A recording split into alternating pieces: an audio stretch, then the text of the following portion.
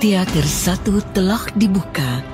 Para penonton yang telah memiliki karcis dipersilakan memasuki ruangan teater.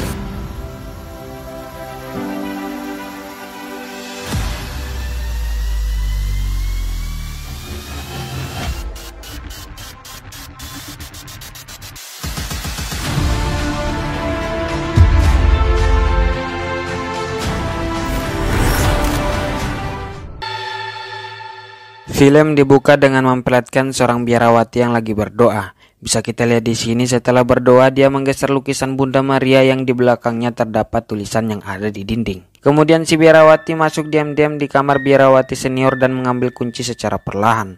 Setelahnya dia pun lari ketakutan keluar dari biara tersebut seperti sedang dikejar oleh sesuatu. Di saat membuka gerbang utama dia panik yang membuatnya kesusahan sendiri mencari kunci yang pas, dan itu memakan waktu. Tak lama muncullah sekelompok orang yang menggunakan pakaian serba hitam dan penutup wajah warna merah. Saking paniknya sekelompok orang misterius tersebut tak perlu lari buat mengejar si biarawati yang terlambat membuka gerbangnya. Meskipun sempat berhasil keluar tapi kakinya langsung ditarik dan dibengkokkan begitu saja. Yang pada akhirnya si biarawati tersebut ditangkap dan tersadar di dalam peti dengan kondisi kakinya satu yang sudah berwarna putih. Menggunakan korek kayu sebagai penerang dia berteriak histeris meminta pertolongan tapi sayangnya itu sia-sia. Dan inilah Immaculate.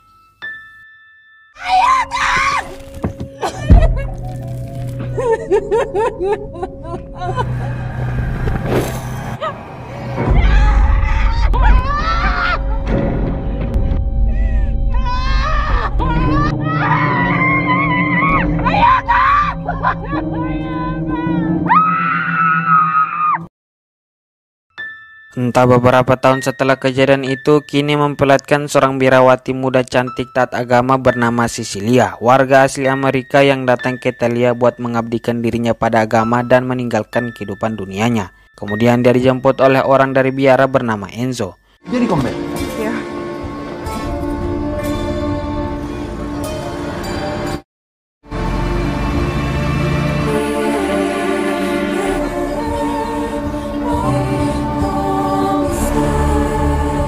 Sesampainya mereka di biara, Cecilia disambut hangat oleh Bunda Ketua. Cecilia tidak paham apa ucapan si Bunda Ketua karena memang Cecilia tidak tahu bahasa Italia. Dan wanita di samping Bunda Ketua bernama Isabel. Sesuai arahan Bunda Ketua, Cecilia pun diantar ke kamarnya oleh Isabel. Sembari jalan menuju ke kamar, Isabel memperkenalkan sedikit tentang biara ini. To help distract from all the sick. You talk about it so casually. Cilia, la novizia. Look, this one, she bites. Sesampainya di kamar, di sini Isabel menyarankan Cecilia jika Cecilia hanya setengah-setengah ingin tinggal di sini, alangkah baiknya dia pulang selagi masih ada waktu sebelum sumpah yang akan dia ucapkan nanti maghrib. Karena di sini kerjanya sangat berat secara jiwa dan raga. Mendengar itu tentu aneh bagi Cecilia karena pasti kerja yang dimaksud itu melakukan amal kebaikan. Meskipun berat itu kan bagus. Kok orang mau melakukan hal kebaikan dilarang, ya kan? Tapi karena sejatinya Cecilia ini taat agama, dia merasa takdir membawanya ke sini, dia pun memilih untuk tinggal. Chapel. Don't be late. Di saat lagi buang air, tiba-tiba ada biarawati lain bernama Gwen masuk buat merokok. Di sini mereka saling ngobrol tentang kampung halaman mereka yang mana diketahui dulunya Cecilia ini memang sudah menganggap gereja adalah rumah dan keluarganya. Tapi sudah tutup karena pendetanya jarang hadir yang membuat dia tidak tahu harus kemana sampai pada saat Pastor Tedeschi menghubunginya untuk tinggal di sini dan disinilah dia sekarang. Singkat waktu saat upacara dimulai, Cecilia disambut dengan baik oleh Pastor Tedeschi. Di sini Tedeschi bertanya bagaimana bahasa Italianya. Sudah lancar? Cecilia pun menjawab tidak. Pastor Tedeschi pun berkata tenang, nanti dia yang akan menjadi penerjemah. Cecilia pun disuruh mengucapkan janji sumpah setia yang inti dari janji tersebut apakah Cecilia bersumpah akan taat agama sampai dia terlahir kembali. Setelah bersumpah dia pun disuruh mencium cincin si pendeta. Setelah upacara, Cecilia dan Tedeschi ngobrol tentang alasan masing-masing mengenai tujuan mereka yang memilih untuk mengabdi di sini. Si Tedeschi mengaku dulunya dia berkarir di bidang sains dan biologi. Sudah cukup lama dia di bidang tersebut, hampir 2 dekade atau hampir 20 tahun. Tapi pemikiran dia tentang dunia berubah dan akhirnya memilih untuk menjadi pastor di sini. Sedangkan Cecilia dulu waktu kecil dia hampir mati saat tenggelam di sungai yang membeku. Bahkan jantungnya sempat berhenti berdetak selama hampir 7 menit. Tapi dengan kuasa Tuhan dia berhasil selamat selamat dan pada saat itu tujuan hidupnya berubah dan sepenuhnya mengabdikan diri pada Yang Maha Kuasa, dan disinilah dia sekarang setelah Tadesi mengajaknya untuk bergabung. Panjang lebarnya obrolan mereka, Cecilia bahkan tidak sadar telah meminum 2 gelas anggur lalu memilih untuk ke WC. Di WC dia mendengar seseorang yang sedang menangis lalu mengikuti suara tersebut sampai di ruangan yang lain. Ternyata itu adalah orang yang lagi berdoa dengan gaya seperti salib yang menggunakan pakaian hitam dan penutup wajah warna merah. Lalu tiba-tiba Bunda Ketua muncul menjelaskan jika orang itu hanya berdoa terbawa suasana. Lalu Bunda Ketua memperlihatkan Cecilia salah satu paku yang dipakai buat menusuk Yesus, dan setelah itu Cecilia langsung tak sadarkan diri. Ternyata alasan Cecilia tak sadarkan diri hanya teler karena minum anggur terlalu banyak. Di sini Cecilia lagi berdoa meminta ampunan dosa yang dia lakukan, dan ada si pendeta juga di situ sampai saat si pendeta menoleh ke arahnya dan ternyata itu hanyalah mimpi. Cecilia pun tersadar dan kali ini dia melihat seorang wanita yang berdiri diam dan jika diperhatikan lebih jelas perutnya buncit seperti sedang hamil. Saat Cecilia menyalakan lampu, wanita tersebut tiba-tiba hilang.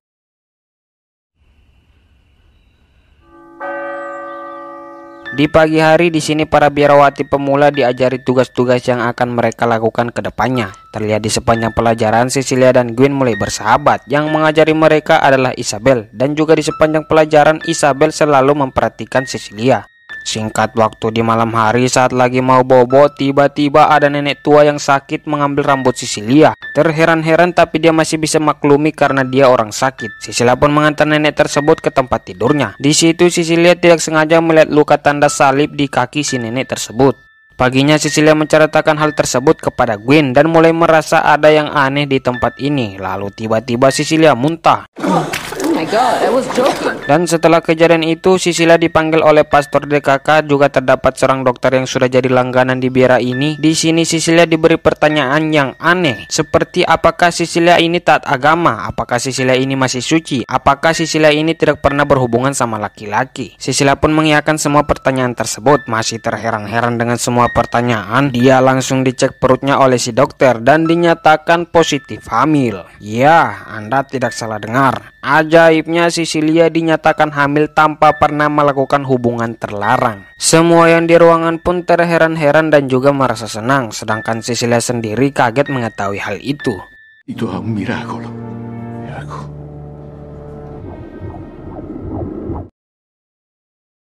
Setelah kejadian itu, Cecilia diperlakukan mulia oleh semua orang dan tugasnya hanya menjaga kandungannya. Selain dari itu tidak boleh melakukan apa-apa. Tapi meskipun begitu, dia sama sekali tidak merasa bahagia. Di antara semua orang hanya Gwenlah yang tidak bahagia sama seperti Cecilia, juga merasa ada yang aneh.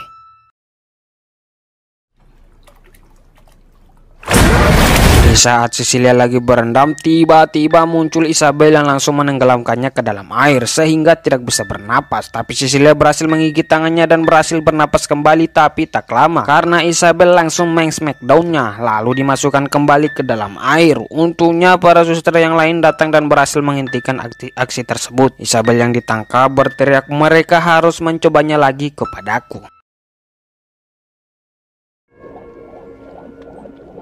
Setelah itu Cecilia periksa kesehatan. Untungnya tidak terjadi apa-apa pada kandungannya. Meskipun begitu Cecilia tidak percaya dan merasa ada yang salah pada dirinya. Karena sebelumnya pas dia muntah giginya ikut keluar satu. Dan dia ingin pergi memeriksa kesehatannya di rumah sakit. Tapi di sini Tedesi berhasil meyakinkan Cecilia jika dia baik-baik saja dan tidak perlu jauh-jauh ke rumah sakit. Singkat waktu, Cecilia yang lagi jalan-jalan melihat 2 orang misterius yang lagi memandanginya dari atas. Lalu tak lama sudahnya tiba-tiba ya, ada seseorang yang melompat dari atas gedung dan setelah diperiksa ternyata itu adalah Isabel. Saat acara pemakaman Isabel di sini Gwen sudah tidak bisa menahan rasa curiganya dan akhirnya berani angkat bicara mengatakan yang intinya ada yang salah pada tempat ini, pasti ada yang disembunyikan kepada mereka. Setelah itu Gwen pun ditahan oleh Enzo.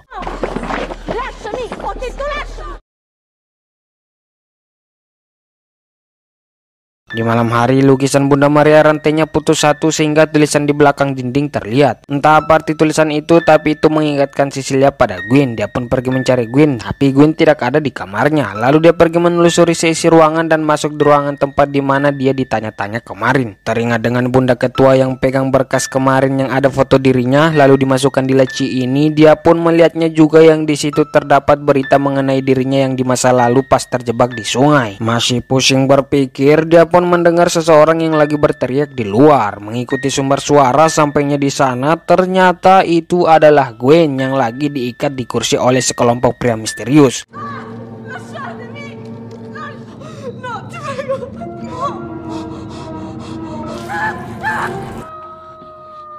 Wow, sangat-sangat mengerikan cuy. Bisa dilihat tadi lidah Gwen dikek oleh pria misterius tersebut. Sampai sini sudah jelas jika orang ini bermasalah. Lalu tiba-tiba si nenek tua datang dan memberi salib yang terbuat dari rambutnya. Cecilia pun meminta si nenek membantunya keluar dari biara ini, tapi respon si nenek menatap sini Cecilia lalu mengatakan, "Kau tak akan bisa keluar dari sini." Singkat waktu, pagi hari pun jadi. Semua orang dikejutkan dengan teriakan Cecilia yang terlihat sangat kesakitan di bagian perutnya. Karena ini hari Sabtu, si dokter langganan tidak ada, jadi terpaksa mereka melarikannya ke rumah sakit. Sementara Tedeschi dan Enzo membawa Cecilia ke rumah sakit, si Bunda Ketua berdoa lalu dia mencium darah milik Cecilia. Aneh, karena terlihat ada satu bulu, dan setelah menengok ke bawah ranjang, itu adalah ayam. Darah ini adalah darah ayam, yang itu berarti Cecilia telah berbohong. Kembali ke Cecilia, Tedeschi mengangkat telepon dari Bunda Ketua, memberitahu jika Cecilia hanya pura-pura sakit. Cecilia yang sadar telah ketahuan sempat berhasil kabur dari mobil, tapi itu sia-sia.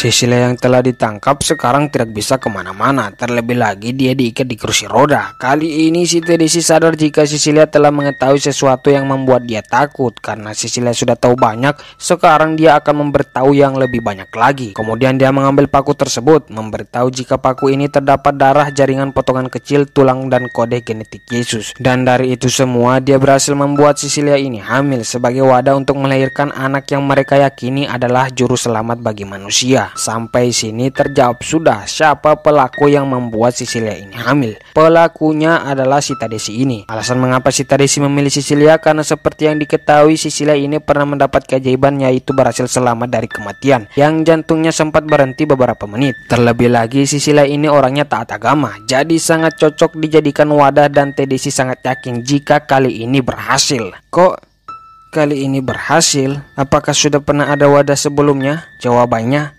ya, sudah pernah ada wadah sebelumnya. Bukan hanya Cecilia saja yang jadi wadah, tapi sudah banyak biarawati sebelumnya. Contohnya si biarawati yang di awal film, dan Isabel dan si nenek tua. Tapi mereka semua ini gagal, bayinya mati sebelum keluar. Eksperimen ini sudah berjalan selama 20 tahun. Bisa kita lihat di sini ada banyak janin yang diawetkan. Setelah itu Cecilia diberi cap salib di kakinya agar dia tidak bisa kabur lagi, sama seperti yang nenek tua dapatkan. They shouting.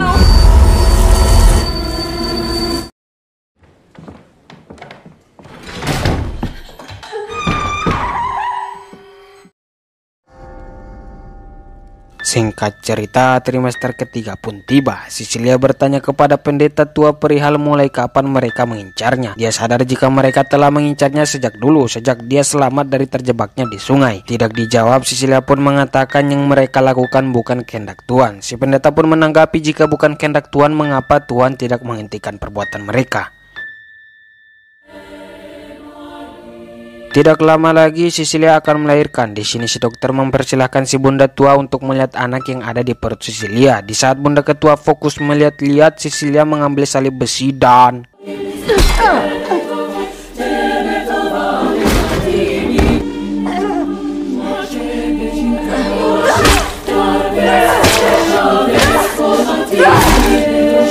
ya, Cecilia menghantam wajah si Bunda Ketua hingga tak bisa diripep. Setelah itu, saat Cecilia keluar ruangan, ketubannya pecah, yang itu berarti si bayi sebentar lagi akan keluar. Kali ini giliran si pendeta tua dan menggunakan tasbih yang sering dibawanya dia mencekik si pendeta sampai meninggal. Si dokter yang melihat itu hanya bisa kabur, sedangkan Cecilia dia mengambil korek si pendeta lalu ke ruangan eksperimen buat membakar semuanya. Lalu Tedesi datang menghentikan aksinya. Sempat ditahan sebentar, Cecilia berhasil menghantam palanya Tedesi lalu kabur dan mengunci pintu dari luar. Tedesi pun gercep menarik rambut Cecilia, tapi Cecilia berhasil membengkokkan tangannya lalu membuang korek tersebut ke cairan kimia yang tadinya telah dibuang dan kini sudah sampai di luar pintu.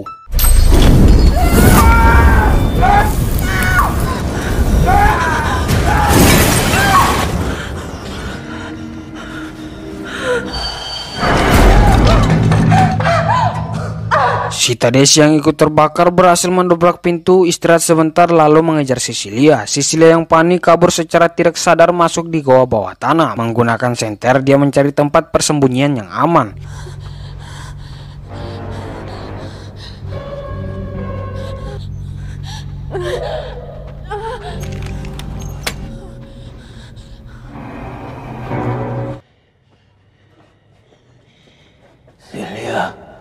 Cecilia. Dirasa sudah aman, Cecilia menyalakan senter kembali lalu melihat-lihat sekitar dan ya, secara tidak sengaja dia menemukan mayat Gwen yang dibuang di sini. Lalu mencari jalan keluar dan akhirnya ketemu. Di saat sedikit lagi sampai, Tedesi kembali menariknya. Yang kali ini Cecilia tidak berdaya. Di sini si Tedesi meskipun janggutnya telah hangus tapi niatnya belum hangus dan sekarang berniat membuka perut Cecilia menggunakan pisau. Untungnya Cecilia berhasil mengambil paku tersebut lalu ditaruh di leher si Tedesi hingga tembus dan akhirnya si Tedesi mati saat itu juga. Setelah berhasil keluar dari gua tersebut, dia juga berhasil mengeluarkan bayi yang ada di perutnya, lalu mengambil batu besar dan film pun selesai.